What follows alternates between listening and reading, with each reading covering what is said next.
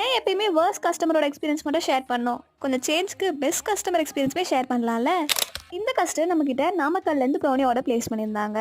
Order place பண்ணும்போதே நான் already நிறைய ஹோம் பேக்கர்ஸ் கிட்ட ப்ரௌனிஸ் எல்லாமே எல்லா வேரியேஷன்லையுமே ட்ரை பண்ணிட்டேன். எல்லா ஃப்ளேவர்ஸுமே நான் சாப்பிட்டுட்டேன். புதுசாக எப்படியாச்சும் ட்ரை பண்ணலான்னு பார்க்கும்போது தான் உங்களோட யூடியூப் வீடியோவை நான் பார்த்தேன். அதனால தான் பார்த்தீங்கன்னா ஆர்டர் பிளேஸ் பண்ணியிருக்கேன். அது மட்டும் இல்லாமல் உங்களோட ட்ரிபிள் சாக்லேட் ப்ரௌனி வீடியோ பார்த்து எனக்கு அவ்வளோ டெம்ப்டிங்காக இருந்துச்சு. ஸோ அதனால தான் ஆர்டர் பிளேஸ் பண்ணுறேன்னு சொல்லியிருந்தாங்க.